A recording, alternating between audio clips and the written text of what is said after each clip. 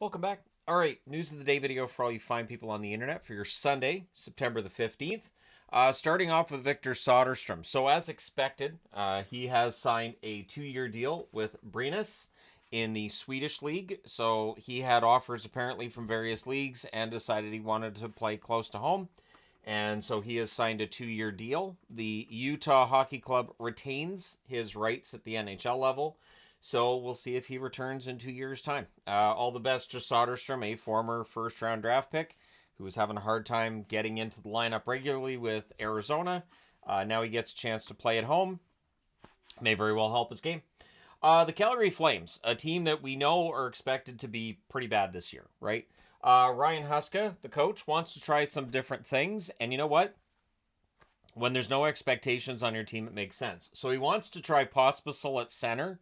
He also wants to give Zary and Sharangovich some chances down the middle too, acknowledging that this is, something he's going to be going through in the preseason and looking at who works where and with whom. So for the Calgary Flames, again, it's expected to be a pretty rough season for the team, but I think this is a chance for the team to see what they've got with their young players. And I don't think it has to be a full teardown. I honestly think when you do the full teardown, you get rid of all the veterans, it becomes so difficult and it takes so long to build the team back up. So we'll see what the Flames' direction is this year. I don't think this is going to require a full rebuild. If the kids are good, like Pospisil, Zary, Sharangovich, he's young enough. I can throw him into the kids category.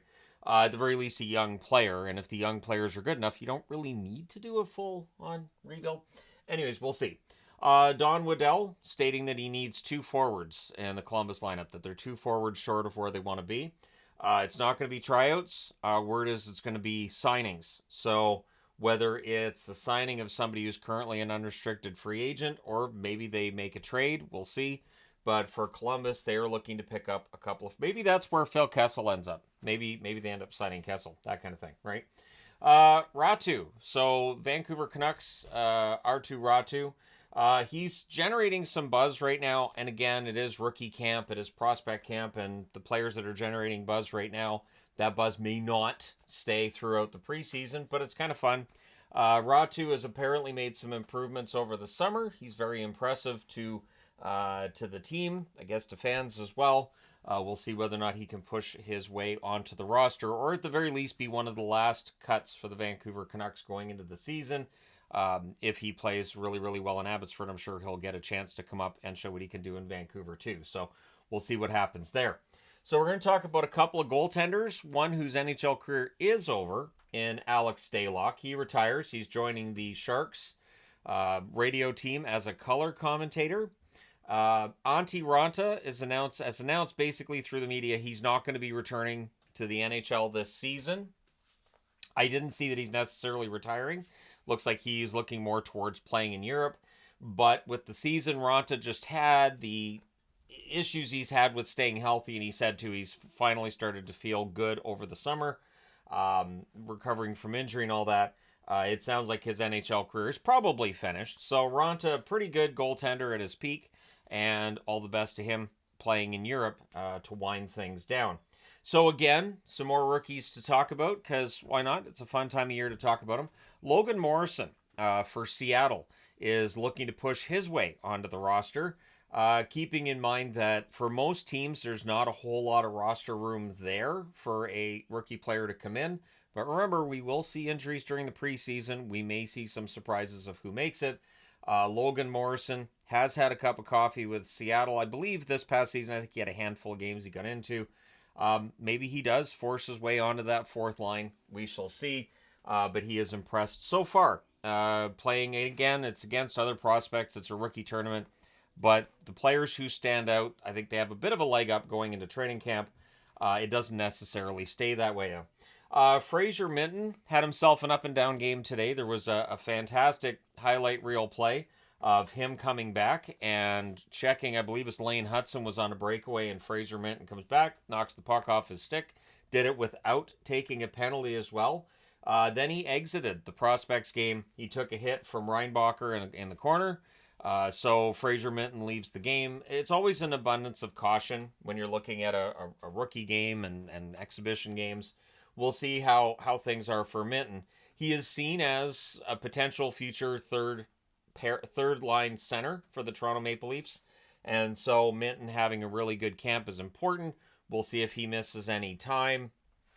Again, for the rookies, if you fall behind in training camp, odds are you're probably starting the season either in the American League or in some cases they just get sent back to juniors, right? So we'll see where Minten ends up for this season, but I think the plan is to give him at least the start of the season with the Toronto Maple Leafs, depending on how he is after that hit from Reinbacher today. Macklin Celebrini, if you're going to be watching the rookie showcase for San Jose and looking forward to seeing Celebrini, looks like he might have played his final game, at least in the rookie tournament, right? They're saying that he's not playing today. He may not play tomorrow either. And the reasoning being that they have a lot of other prospects they want to look at, see where they're at. I guess Celebrini, they know, all right, this guy's fantastic.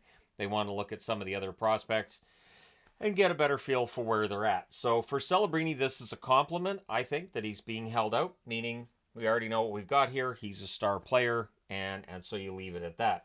So Brandon Yager, who has gone, of course, to Winnipeg in that trade for McGroarty. McGroarty looking to make the team with Pittsburgh. Yager wants to make things difficult for the Winnipeg Jets.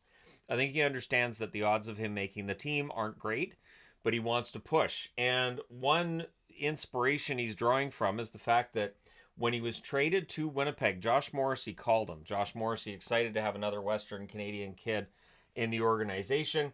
But he also skated with Josh Morrissey, other NHL players as well, including Leon Draisaitl, when he was at age 7 or 8, as the way he recalls the story.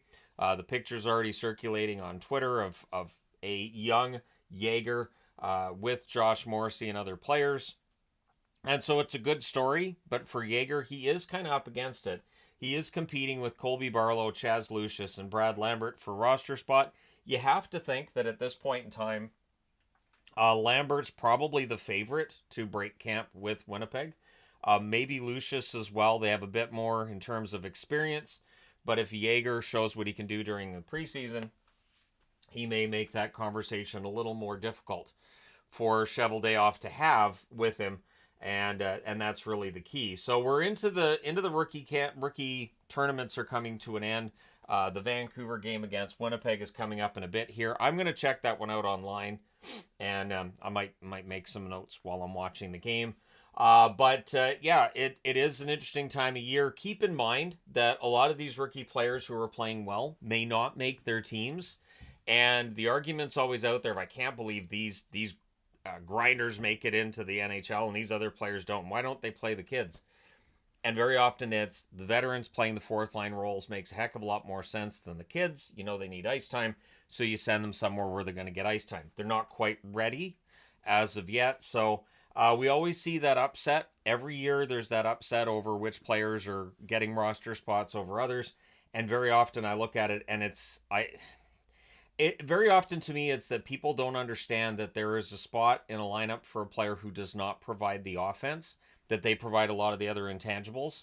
And so it'll cause them to beat out a player who is very exciting offensively, has a ton of potential, but doesn't fit the same role that fourth line player does, or that third pairing defenseman. So it's going to be another interesting preseason, and it's going to be fascinating to see which players people feel are getting hosed by the team that owns them. And I can't believe this guy didn't make it, and this team's stupid for not keeping him around. And then years down the road, we look back, and it's very, very rare that we look back years later and say, he could have been a star so much sooner.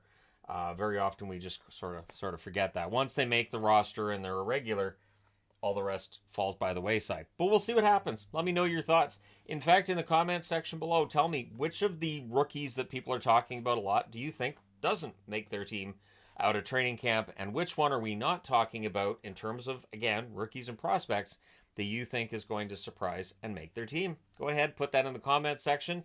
But remember, if you come back in a month or 2 months or 6 months and edit the comment, we can tell you edited it so you'd be right. Thank you guys so much for all your support as always. Hit like and subscribe in the event you've not done so already. Thank you guys so much for all your support as always. I will talk to you again soon.